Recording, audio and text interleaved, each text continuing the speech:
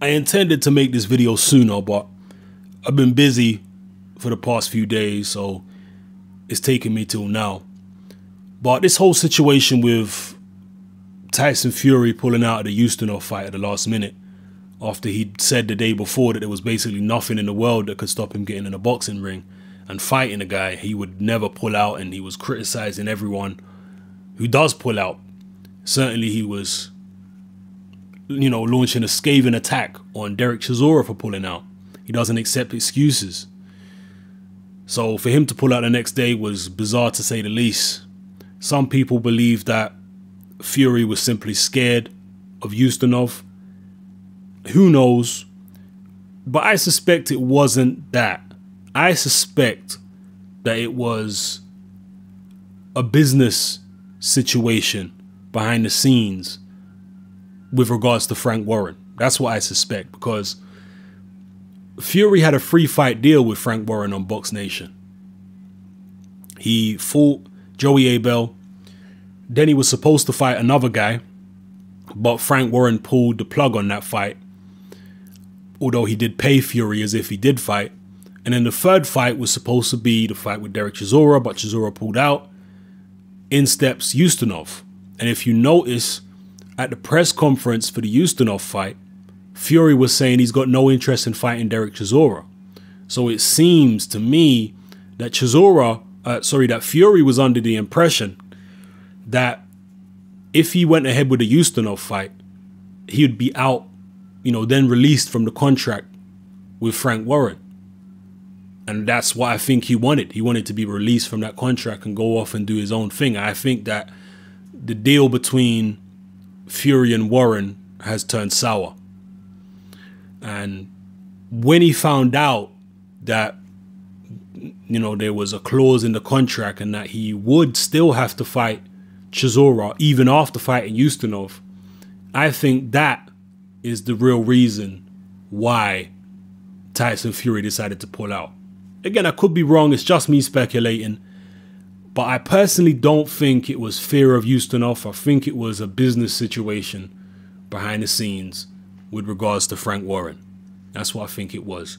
And to further emphasize that point, Eddie Chambers was also pulled from that same card.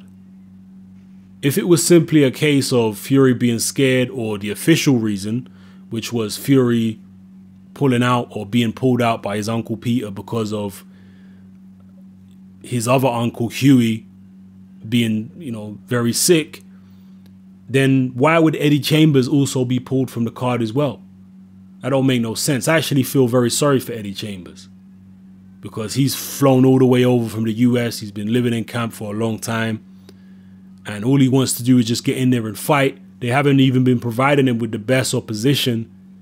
They got, a fairly tough journeyman in Nascimento, and then they pull the plug at the last minute and Eddie Chambers don't even get to fight Nascimento. It don't make no sense. If it's just Fury pulling out because his uncle's sick, it don't make no sense Eddie Chambers not being able to fight. I think it was a business situation, and I think the relationship between the Fury camp and Warren is frosty, to say the least. That's just my interpretation anyway. So the Chisora fight apparently is back on, I believe, for November. Even the Chisora situation with his thumb seems odd to me. Obviously, people do get injured. Fighters do break thumbs.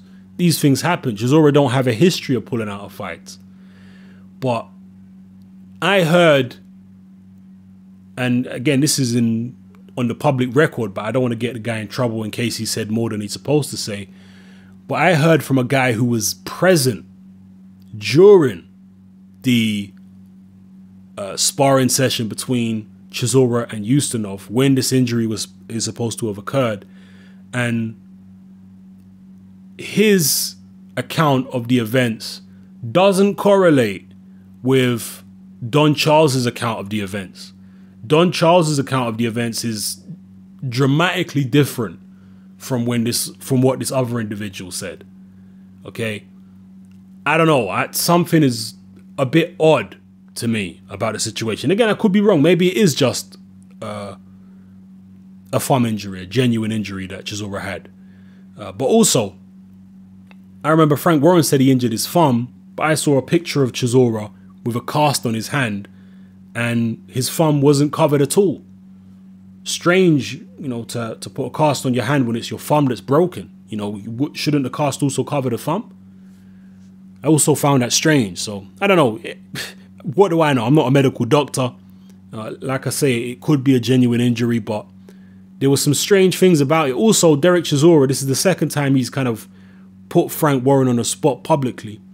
In one of the press conferences, Chisora came out and said that he is the most valuable commodity to Box Nation, that he basically made the channel, and that the fate of Box Nation basically rests on his shoulders. He came out and said this in front of Frank Warren. I know that Frank Warren is not going to be pleased with those kind of comments, because I know what kind of person Frank Warren is. All right, this is a deeply, deeply egotistical man, Frank Warren, and an unbelievable control freak. That's how he is. Okay, he'll probably want to try to sue me for that, but that's just my opinion. That's my opinion of him. That he is a control freak, and that he is deeply egotistical. Okay, so you know, I'm sure Frank Warren, I believe Frank Warren would have been pretty pissed off when Derek Chisora came out and was saying, you know, Box Nation is on my shoulders, this, that, and other. Even though it's the truth, Frank Warren wouldn't have been happy about it. He also wouldn't have been happy when Derek Chisora came out after his fight with, I think it was after the Gerber fight. It was either the Gerber fight or the Parler fight, where he came out afterwards and said that, or it might have been the Johnson fight. I can't remember. It was one of his recent fights. He came out afterwards and said that he wants to fight Povetkin.